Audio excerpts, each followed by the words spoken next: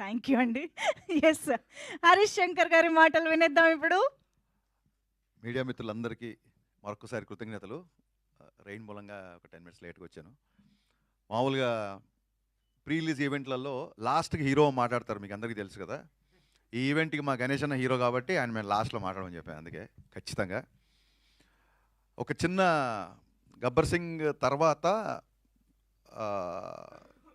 ఈ పుష్కర కాలంలో మా రైటర్ రమేష్ రెడ్డి గారు చెప్పిన, రమేష్ రెడ్డి గారు నాకు కేవలం రచయిత మాత్రమే కాదు, నాకు మార్గదర్శి, నా గైడ్, నాకు ఒక పెద్ద అన్నయ్యలాగా. నేను అసిస్టెంట్ డైరెక్టర్గా ఉన్నప్పటి నుంచి నువ్వు డైరెక్టర్ అవుతావు అని చెప్పి నన్ను ప్రోత్సహించిన వ్యక్తుల్లో టాప్ లిస్ట్లో ఉండే వ్యక్తి రమేష్ రెడ్డి గారు.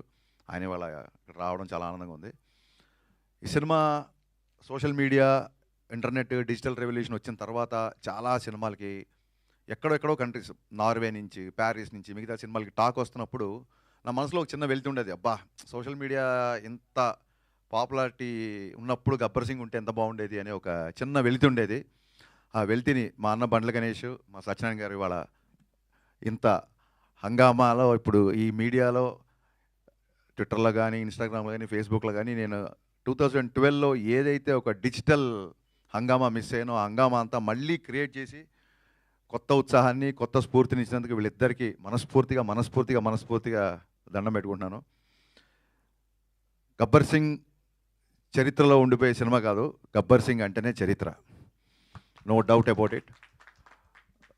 ఒక సినిమా జీవితాలు మార్చేసింది అంటారు చూసారా, అలాగా నాకు కానీ, బండ్ల గణేష్ గారు కానీ మా జీవితాలు మార్చేసిన సినిమా గబ్బర్ సింగ్. గబ్బర్ సింగ్ అనేది ఒక మెమరీ కాదు, ఒక అనుభవం కాదు, అన్నిటికంటే మించి.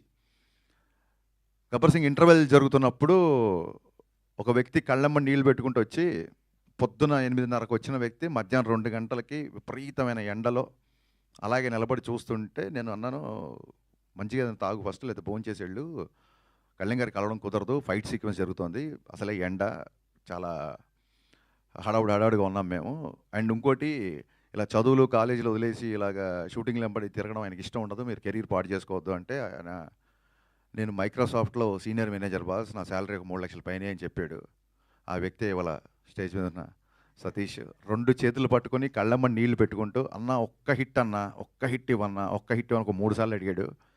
నిజంగా ఆ రోజు అంత పెద్ద హిట్ తీస్తున్నావు నాకు తెలీదు, తనకి తెలీదు, బట్ తన భావోద్వేగం నన్ను కదిలించి, నువ్వు భయపడకు, సినిమా పగిలిపోద్ది అని చెప్పాను. ఏ ముహూర్తాన దేవతలు తదాస్తన్నారో తెలీదు, సినిమా మేము ఊహించిన దానికంటే చాలా చాలా పెద్ద సక్సెస్ అయింది. సినిమా అప్పట్లో 2012లో ఒక సోషల్ మీడియాలో ఒక చిన్న నానుడు ఉండేది, సినిమా బాగుంటే హిట్ అంటారు, చాలా బాగుంటే సూపర్ హిట్ అంటారు, అంతకు మించి ఉంటే బ్లాక్ బాస్టర్ అంటారు, దాన్ని కూడా మించిపోతే దాన్ని గబ్బర్ సింగ్ అంటారు అని చెప్పి అప్పట్లో సోషల్ మీడియాలో బాగా ఫ్యాన్స్ రాశారండి. మళ్ళీ నా అకౌంట్లో వేయకండి ఇది, ఫ్యాన్స్ అన్న మాట ఇది. సో ఎక్కడికి వెళ్ళినా పవన్ కళ్యాణ్ గారు చాలామందికి అందుబాటులో ఉంటారు కాబట్టి చాలామంది నాతో ఫోటోలు దిగినా, చాలామంది నాతో ఉన్నా, ఇవన్నీ చూడండి, ఈ కొబ్బరికాయని కొట్టండి అంటే పూజారి దేవుడికి చేర్చినట్టు నాతో దిగిన సెల్ఫీలు, నా మీద చూపిస్తే అభిమానం అంతా అది కేవలం పవన్ కళ్యాణ్ గారిదే అని నేను నమ్ముతూ వచ్చాను. ఎందుకంటే ఈ సక్సెస్ అందరికంటే బలంగా కోరుకున్న వ్యక్తి పెద్ద హిట్ కొన్నది కళ్యాణ్ గారు. ఎప్పుడు సక్సెస్ ఫెయిల్యూర్ పట్టించుకోరు, కానీ ఈ సినిమా క్లాప్ కొట్టిన దగ్గర నుంచి ఫస్ట్ కాపీ పంపించేంత వరకు ఇది బ్లాక్ బాస్టర్ అని లిటరల్గా జపం చేసిన ఎన్ని లక్షల సార్లు అంటే, ఒక శివనాస్మరణ లేకపోతే ఒక గాయత్రి జపం ఎన్ని లక్షల సార్లు చేస్తే అంత ఫలితం ఉంటుందంటారు కదా. ఇప్పుడు రీసెంట్గా మీరు సోషల్ మీడియాలో చూస్తున్నారు మేనిఫెస్టేటింగ్ వీడియోస్, మన సంకల్పం బలంగా ఉంటే అది అవుతూ ఇరుతుందని. అంత గట్టి సంకల్పం, నాకంటే కూడా పెద్ద సంకల్పం, కళ్యాణ్ గారి కంటే కూడా గట్టి సంకల్పం ఉన్న one and only person Bandla Ganesh గారు. 24 అవర్స్ ఫోన్ చేస్తే హలో అని అడగదు, అన్న మన సినిమా బ్లాక్ బాస్టర్ చెప్పండి ఇప్పుడు ఏంటి అని. ఫస్ట్ హలో బదరు బ్లాక్ బాస్టర్, ఫోన్ పెట్టే ముందు బ్లాక్ బాస్టర్. ఎంత అంటే అర్జునుడి బాణం అర్జునుడి గురి ఒక కన్ను మీద ఉన్నట్టు blockbuster, hit super hit అంటే కూడా మా రైటర్ గారు ఎప్పుడన్నా ఎడిటింగ్లో చూసి, ఏమంటే ఇప్పుడే అంతాక్షరి సీన్ చూసాం అదిరిపోయిందండి, మన సినిమా హిట్ అవుద్ది అంటే ఆయన కోపం వచ్చేసేది. హిట్ ఏంటన్నా, హిట్ కోసం చేస్తున్నాం మనం, బ్లాక్ బాస్టర్ అన్నాడు. ఎవరైనా రైటర్లు అన్న మీ సూపర్ హిట్ అన్న ఆడియో అంటే, సూపర్ హిట్ ఏంటి, బ్లాక్ బాస్టర్. అసలు కరిచేసేవాడు మనుషులు లిటరల్గా. నిజంగా పవన్ కళ్యాణ్ గారిని ఇంటికి వెళ్ళి దగ్గరుండి షూటింగ్ సెట్కి తీసుకొచ్చి, అలాగే డబ్బింగ్ తీసుకొచ్చి 3 గంటలకి రాత్రి 4 గంటలకి కూడా డబ్బింగ్ చెప్పిన సందర్భాలు ఉన్నాయి. లాస్ట్ మినిట్లో గుర్రంది యానిమల్ సర్టిఫికేట్ వస్తే ఓ పక్క ఈయన ఢిల్లీకి వెళ్ళి ఓవర్ నైట్లో అక్కడ ఢిల్లీలో పని చూసుకొని, అదే రోజు ఇక్కడ సెన్సార్ ఉంటే మళ్ళీ డైరెక్ట్గా ఎయిర్పోర్ట్ నుంచి ప్రసాద్ ల్యాబ్కి వచ్చి, నాకు తెలిసి సెట్లో నేను ఎంత కష్టపడ్డానో సెట్ బయట నాకంటే డబల్ కష్టం బండ్ల గణేష్ అన్న పడ్డాడు.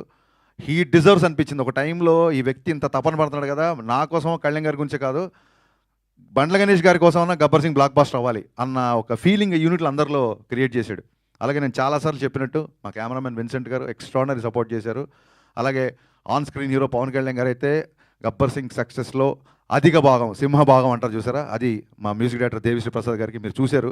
థియేటర్లో పాటలకి మొత్తం స్టేజ్ మీదకి ఎలా అయితే డ్యాన్స్లు వేశారో.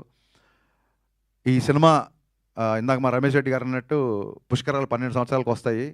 ఈ గబ్బర్ సింగ్ సినిమా కూడా అంతే, ఇట్స్ ఎవర్ గ్రీన్ అండి. ఇప్పుడే కాదు, మళ్ళీ 12 సంవత్సరాల తర్వాత కూడా 25 ఇయర్స్ యానివర్సరీ, బతికుంటే 50th యానివర్సరీ, ఇది ఇలాగా కంటిన్యూ అవుతుంటుందని నేను బలంగా నమ్ముతున్నా.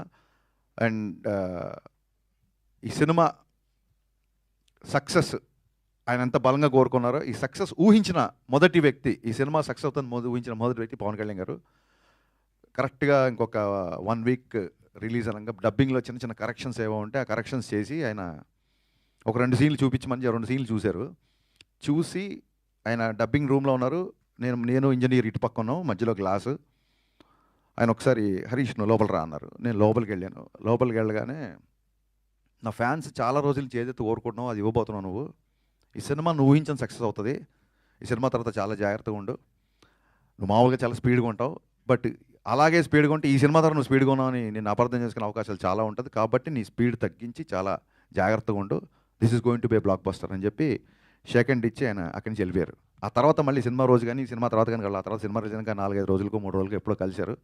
కలిసి బాగున్నావా, అందరు హ్యాపీనా, ఫ్యాన్స్ హ్యాపీనా అన్నారు తప్ప ఎంత కలెక్ట్ చేస్తుంది, ఏ రికార్డ్ కొడుతుంది, ఎక్కడ కలెక్షన్స్, ఎన్ని కోట్లు ఏంటి, ఒక్క మాట కూడా ఆయన ఎత్తలేదు. ఇప్పుడు ఇందాక మా సత్యనారాయణ గారు చెప్పినట్టు ఇంతకుముందు ఆయన ఆటోగ్రాఫ్ ఒక అభిమానికి ఆనందాన్ని ఇచ్చేది. ఇప్పుడు ఆటోగ్రాఫ్కి ఒక పవర్ ఉంది, ఆ సంతకానికి ఒక విలువ ఉంది. ఆ సంతకం కొంతమందికి కేవలం ఆనందమే కాదు, కొన్ని జీవితాలు మార్చబోతుంది, కొంతమందికి జీవనోపాధి క్రియేట్ చేస్తుంది. అంత పవర్ఫుల్, అంత శక్తి ఆ సంతకానికి ఇచ్చిన ఆ భగవంతుడికి, దాన్ని నిర్విరామంగా కృషి చేస్తున్న మన డిప్యూటీ సీఎం పవన్ కళ్యాణ్ గారికి ఎంటైర్ గబ్బర్ సింగ్ యూనిట్ తరఫున మనస్ఫూర్తిగా జన్మదిన శుభాకాంక్షలు చెప్తూ long live Pawan Kalyan. Thank you. Superb sir, thank you so much. And fans అందరూ